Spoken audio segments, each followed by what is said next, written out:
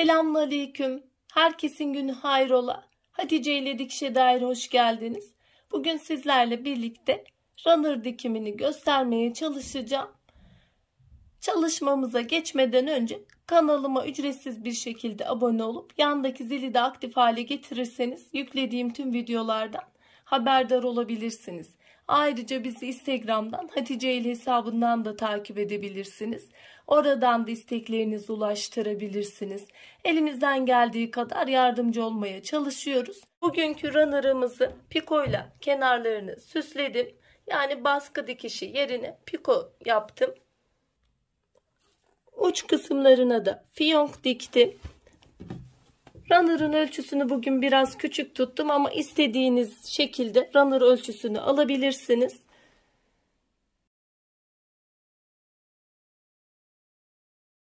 Piko ipliğini de iki tarafa da aynı renk kullandım. Eğer fiyonk yapmamış olsaydık iki tarafı da rahatlıkla kullanabilirdik. Bu şekilde de yapıp iki taraflı da kullanabilirsiniz. Bunlara bir de supla yaptım. Suplaları da bir sonraki videoda yayınlayacağım.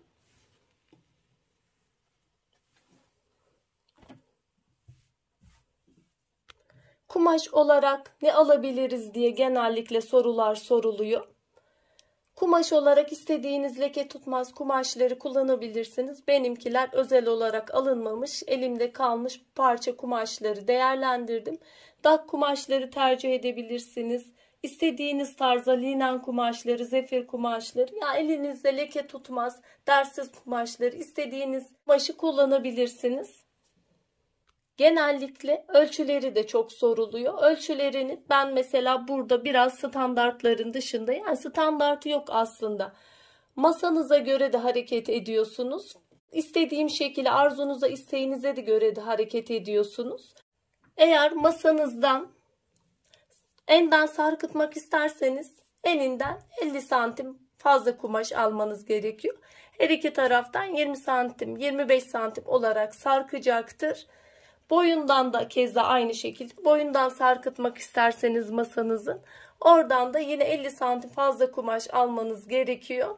Masanızın ortasında bırakmak isterseniz şu şekilde. Burada istediğiniz gibi ortalama olarak 30 santim dört bir kenarından bırakabilirsiniz. Ortada kalmasını sağlayabilirsiniz. İstediğiniz şekilde yapabilirsiniz. Ölçüleri biraz size kalmış. Ortalama ölçüde isterseniz en olarak 40-50 santim civarında alabilirsiniz. 91 metrede boyunu alabilirsiniz. Biz burada çift taraflı yaptık. Çalışmamızın şimdi kesim aşamasına geçelim. Runner için bu kalıbı kullanacağım. Bu kalıbın daha önce çizimini göstermiştim. Videosu var. Linki bırakacağım. Suplalarda olduğu gibi runner'da da bu kalıbı kullanarak yapacağım. Ben aynı kalıbı kullanarak kalandan küçük bir runner'da yapacağım. Şu şekilde ölçümü aynı şekilde alıyorum. Bu kısımları bu şekilde gideceğim. Oradan bir dikiş payı bırakarak ayarlıyorum. Şöyle hemen çiziyorum. Şu kenarlardan bir dikiş payı bırakacak kadar. Bu şekilde burayı alacağım. Diğer kısmı da burayla baz alıp yapacağım.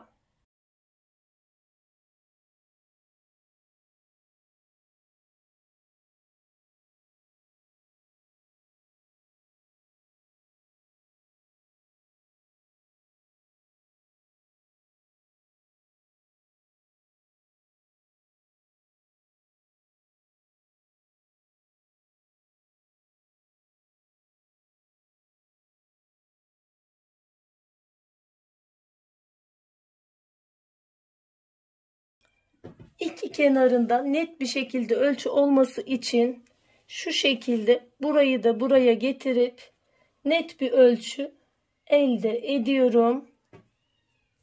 Tekrar iğneliyorum. Kaygan bir kumaş benimki.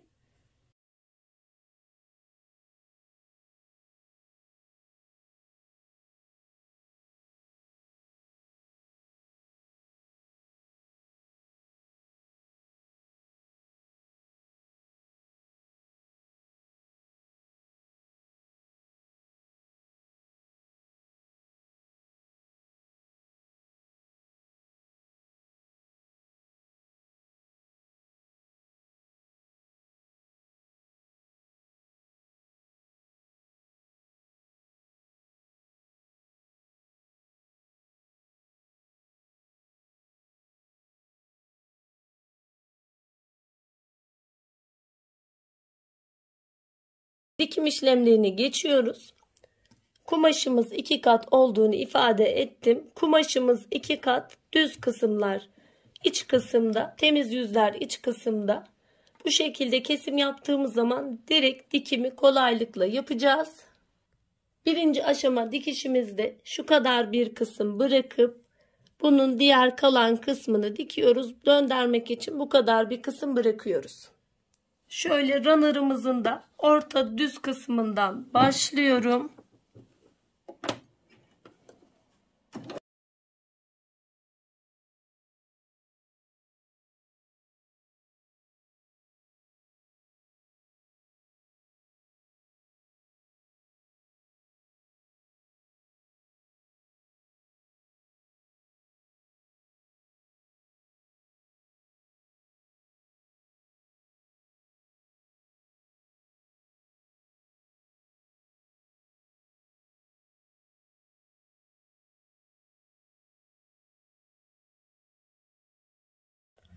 Bu kısmı bıraktım döndürmek için. Bu kısmı tekrar atlıyorum ve kenar temizlemelerini yapıyorum.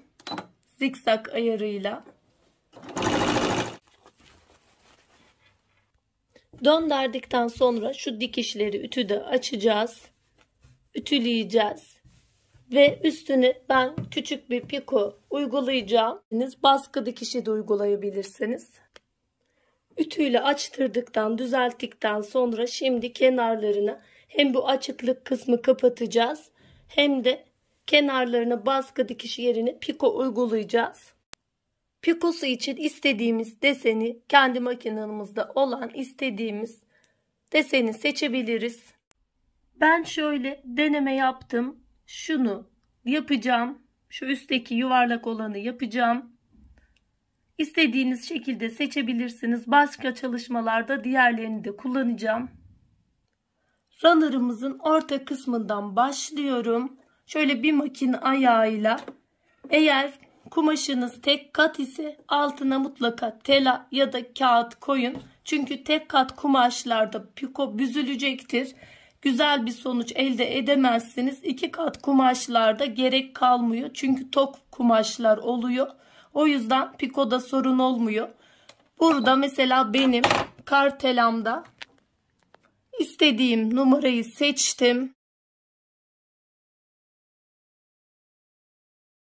Piko yaparken de ne çok çektireceğiz kumaşımızı ne de çok serbest bırakacağız. Kendi haline bırakmayacağız. Elimizle hafif yön vererek yapıyoruz.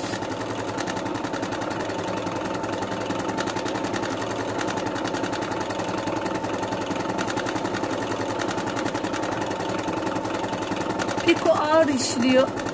Bunu biraz yaptıktan sonra kamera arkasında devam edeceğim.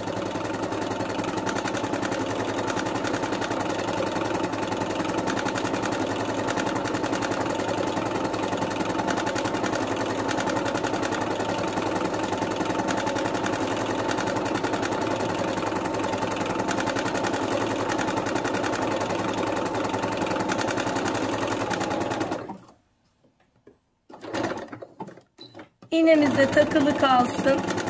Dönüşlerde gittiğimiz hattın kaybolmaması için.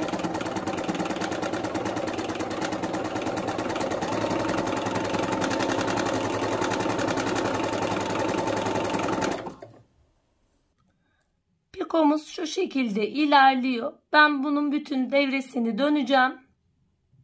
Piko işlemini tamamladıktan sonra şu iki köşesine runner'ımızın şu şekilde birini yaptım. Şöyle bir fiyonk yapacağım. Pikoyu gittiğim renk ipin renginden kurdalesini de yapıyorum. Pikosunun altına da aynı renkten koymuştum. İki taraflı da kullanılabilir. Eğer harcı yapıştırmazsanız hiç farkı yok. Altı da aynı, üstü de aynı. Ben şöyle 2 tane fiyonk yapacağım. Fiyonkları da şu şekilde yapıyorum.